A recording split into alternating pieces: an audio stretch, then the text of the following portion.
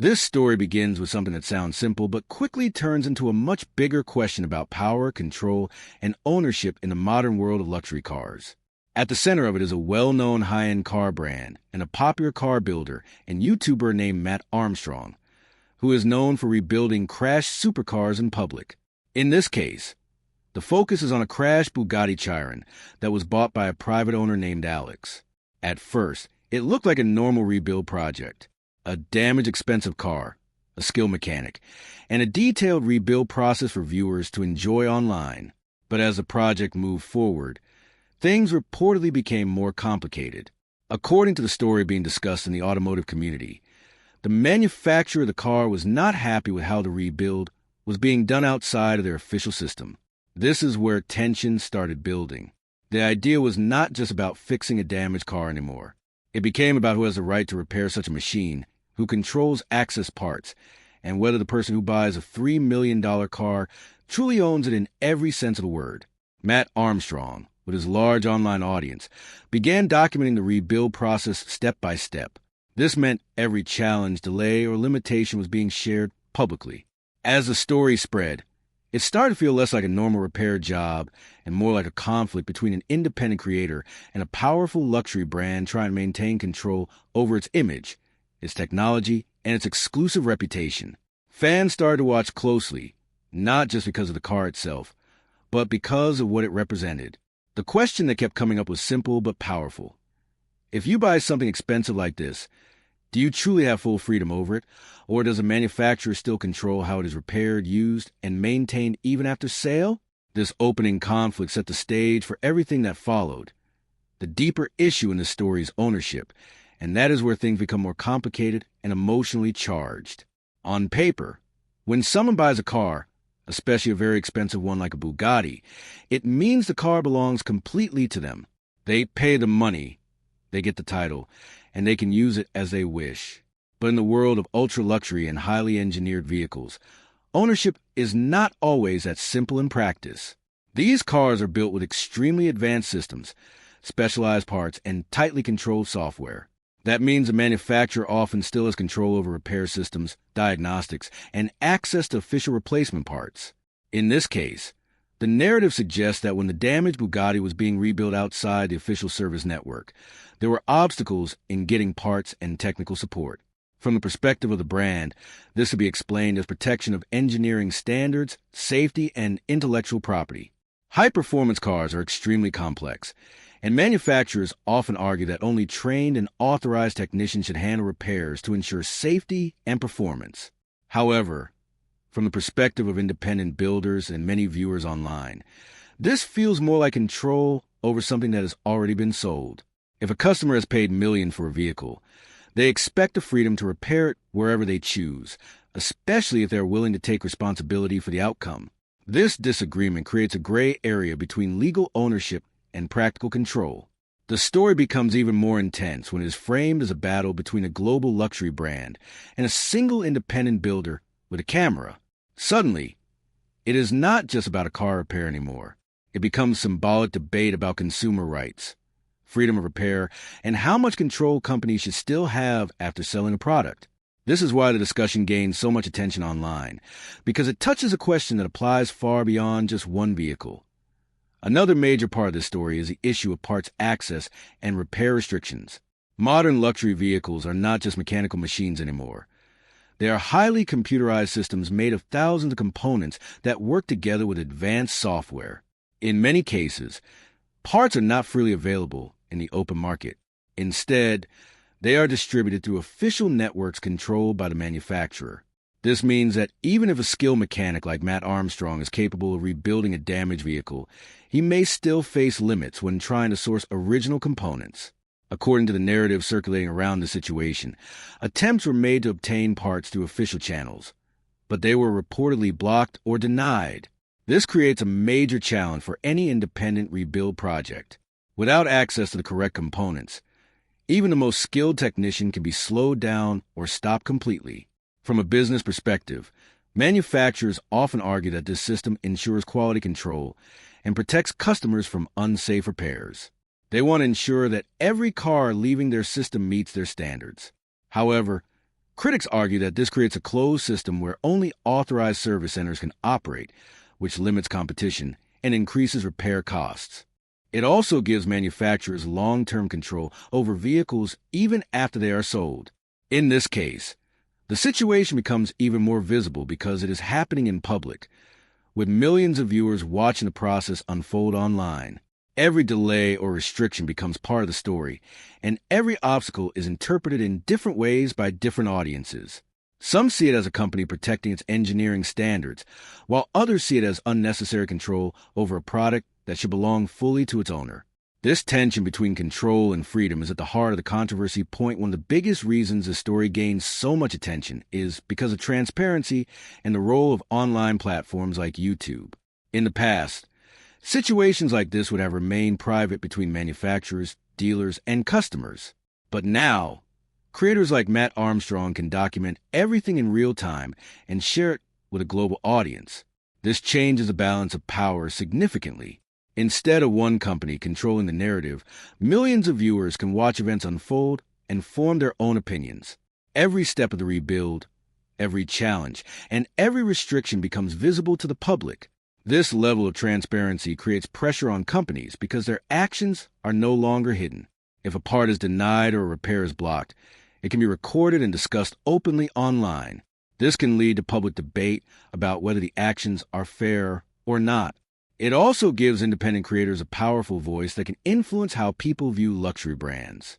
In this situation, the story is not just about a car anymore.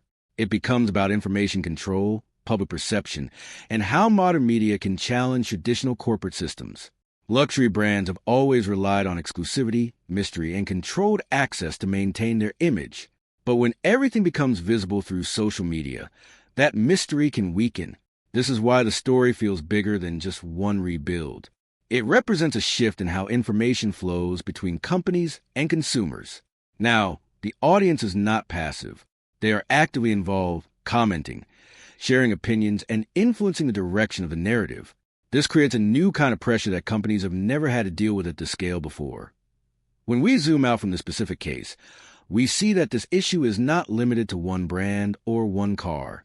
It reflects a much larger trend across many industries, especially in luxury goods, electronics, and automotive manufacturing. Many companies have built systems where repairs, maintenance, and parts replacement are tightly controlled. They argue that this protects product quality and ensures customer safety. However, critics argue that it also creates dependency and limits consumer freedom. This is often called the right to repair debate, and it has been growing around the world. In the automotive world, especially with high-performance and luxury cars, this debate becomes even more intense because the stakes are higher and the systems are more complex. Independent mechanics often say they're capable of repairing these vehicles, but they are restricted by software locks, parts availability, and legal agreements. On the other hand, manufacturers argue that these systems are necessary to protect intellectual property and ensure that advanced engineering is not misused or incorrectly repaired. In the case of the Bugatti rebuild story, this broader debate becomes very visible. It is no longer just about one damaged car, but about whether owners of expensive products should have full freedom or whether manufacturers should maintain long-term control. This question does not have a simple answer. Both sides have valid arguments. However, what makes this story powerful is that it shows these arguments in action, not in theory. A real car, a real rebuild, real restrictions, and a real audience watching everything unfold. That is what turns it from a technical issue into a cultural discussion. In the end, this story is about more than just a car repair. It is about how modern ownership works in a world where technology, branding, and control systems are deeply connected. The rebuild continues, and the outcome is still uncertain. The independent builder continues to work through challenges, while the manufacturer maintains its systems and standards. But what has already changed is the public conversation. People are now asking deeper questions about what it means to own something expensive and technologically advanced. Is ownership complete, or is it shared with the company that built it? Does buying a product mean full freedom, or does it come with long-term restrictions that most buyers do not fully consider? These questions are now part of a much larger global discussion about consumer rights and corporate control. No matter how the specific rebuild ends, the impact of the story will likely continue. It has already shown how powerful social media can be in shaping narratives that were once controlled behind closed doors. It has also shown how quickly a technical repair project can turn into a symbolic debate about freedom, control, and transparency. In the future, more cases like this may appear as technology becomes more advanced and more tightly controlled by manufacturers. Whether companies adapt by opening up or continue to maintain strict control will shape the next chapter of this ongoing debate. For now, the story remains unfinished, and people are still watching closely to see what happens next. As the rebuild continues, the pressure around the situation keeps growing in different directions at the same time. On one side, there is the technical challenge of actually restoring a highly complex hypercar that was never designed to be taken apart outside of an official network. On the other side, there is the growing attention from millions of viewers who are following every update like a live documentary. This combination creates a unique situation where a private repair job becomes a public event. Every delay is noticed, every missing part becomes a talking point, and every decision is analyzed by people who are both fans of engineering and critics of corporate control. The builder at the center of this story is not just working on metal, carbon fiber, and software systems anymore. He is also working under the weight of expectations from an audience that wants to see progress, success, and answers to bigger questions about ownership and freedom. Meanwhile, the original manufacturer remains part of the background discussion, even when they are not directly involved in every step. Their policies, their systems, and their restrictions are constantly being mentioned and debated. This creates a situation where even silence becomes part of the story. If the company does not respond publicly, people interpret that silence in different ways. If they do respond, it adds another layer of attention and debate. This dynamic shows how modern storytelling works in the digital age. A single project can become a multi-layered conversation involving engineers, creators, fans, critics, and industry observers all at once. It is no longer just about fixing a broken machine. It is about how information spreads, how narratives are shaped, and how public opinion forms around real-world events in real time. The rebuild is still ongoing, but the impact of the story has already moved far beyond the garage where it began. As the situation develops further, another important layer starts to appear, and that is emotional and psychological pressure on everyone involved in the rebuild. At first, it was simply a technical project involving a crashed hypercar, tools, parts, and engineering knowledge. But over time, the weight of public attention begins to change how the project feels. Every update is no longer just an update.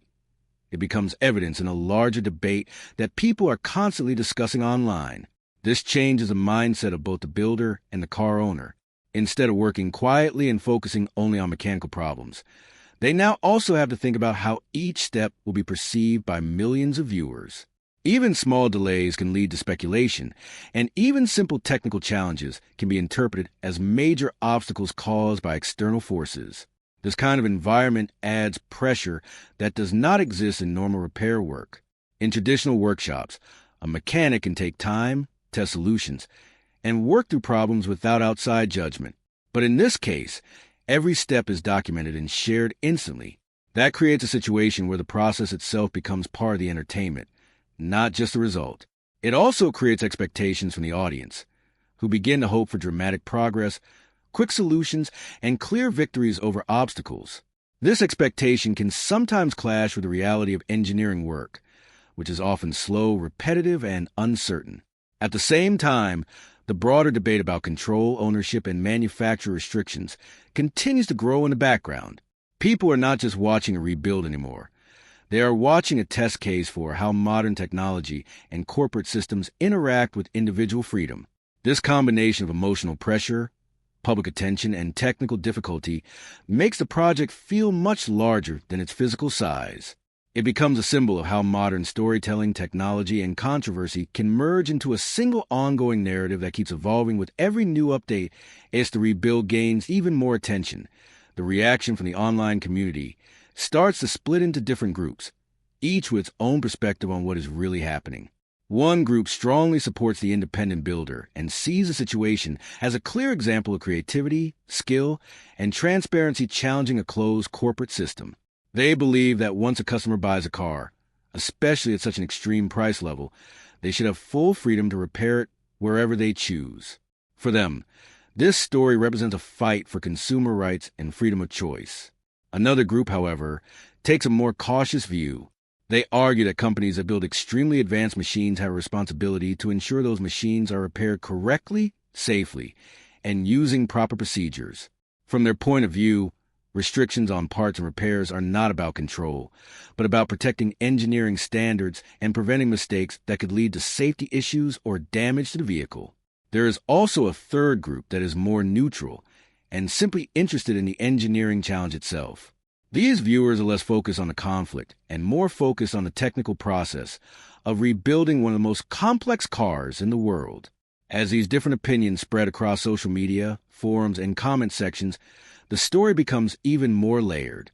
It is no longer a single narrative, but a collection of competing interpretations. Each side uses the same events, but explains them in completely different ways.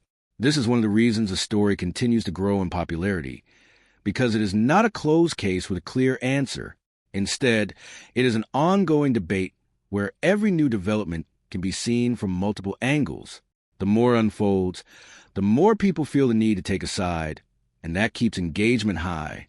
At the same time, the rebuild itself continues behind the scenes, slowly progressing through technical challenges, part sourcing issues, and complex engineering decisions. But now, every bolt and every repair step carries meaning beyond the garage. It becomes part of a much larger conversation about trust, control, and the future of how high-value machines are maintained in a world that is becoming more connected and more public every day. As the discussion grows beyond just this one rebuild, it starts to connect with a much bigger global debate that has been building for years: the right to repair. This idea is not limited to cars alone. It also appears in electronics, smartphones, tractors, medical devices, and many other modern machines that depend heavily on software and control systems. The core question is simple, but the answers are complicated.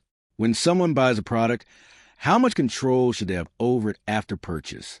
In older times, machines were mostly mechanical, and anyone with enough skill and tools could repair them.